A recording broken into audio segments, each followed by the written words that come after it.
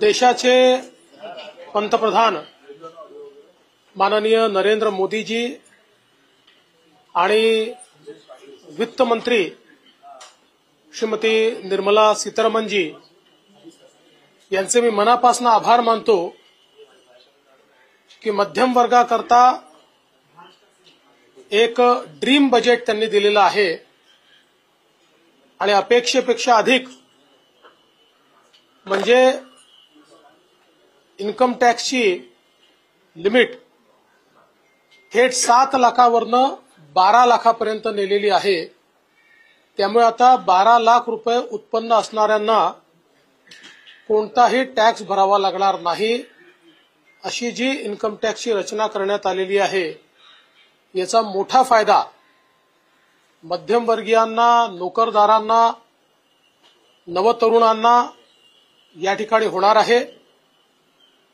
याच्यामुळे एक मोठं डिस्पोजेबल इन्कम हे मध्यमवर्गीयांच्या खिशात येणार आहे आणि ते जे काही इन्कम आहे ते खर्च केल्यामुळे देशामध्ये मागणी किंवा डिमांड ज्याला म्हणतो ती देखील मोठ्या प्रमाणात वाढणार आहे, ज्याचा उपयोग देशाच्या एमएसएमई क्षेत्राला मोठ्या प्रमाणात होणार आहे, त्यातनं रोजगार निर्मिती देखील होणार आहे।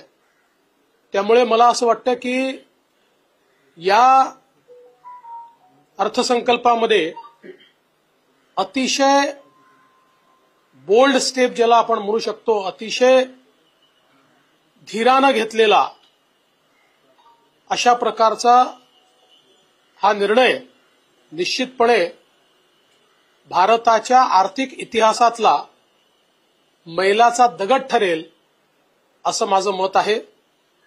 यासोबत विशेषतः शेती क्षेत्रामध्ये 100 जिल्हे आयडेंटिफाय करून त्याच्यामध्ये शेती विकासाची मोठी योजना राबवण्याचा निर्णय असेल किंवा नवीन पल्सेस मिशन असेल, पहिल्यांदा केंद्र सरकारने घोषणा केली आहे की तेलबियांच्या संदर्भात जी काही व्हॅल्यू चेन तयार होईल त्याच्यामध्ये 100% खरेदी केंद्र सरकार करणार आहे आणि हमीभावाने करणार आहे।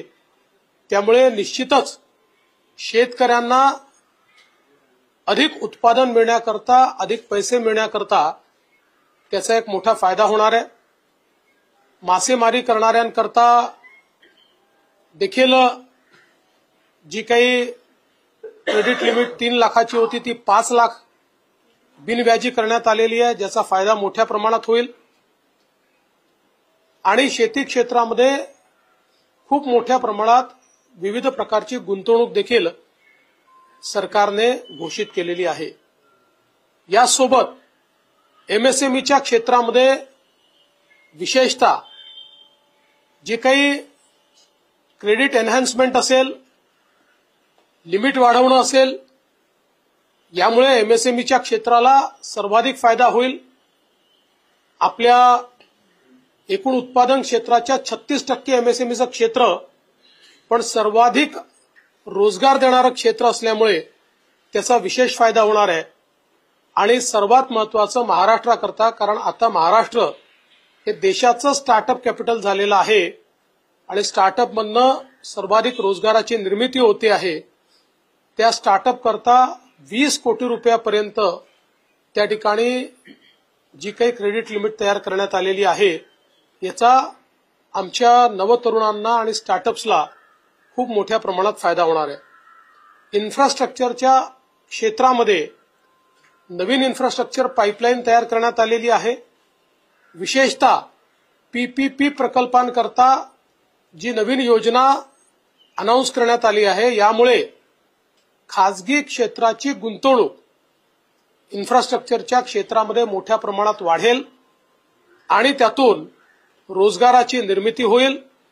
त्यासोबत ॲसेट मॉनिटायझेशनचं नवीन फ्रेमवर्क आहे, त्यामुळे निश्चितपणे ज्या ॲसेटमध्ये गुंतवणूक केली आहे त्यातनं पैसा रिअलाइज होणं आणि तो दुसरीकडे डिप्लॉय करणं याला एक मोठी चालना मिळणार आहे. विशेषतः युवांकरता वेगवेगळे जे मिशन या ठिकाणी अनाउन्स करण्यात आलेले आहेत ते अत्यंत महत्वाचे आहेत आणि त्यांच्या स्वप्नांना भरारी देणारे आहेत.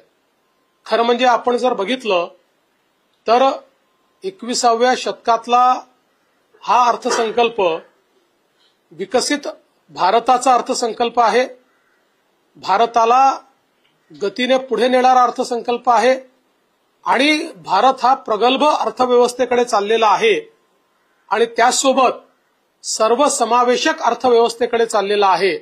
या दोन्ही गोष्टी या अर्थसंकल्पातनं आपल्याला पाहायला मिळतात.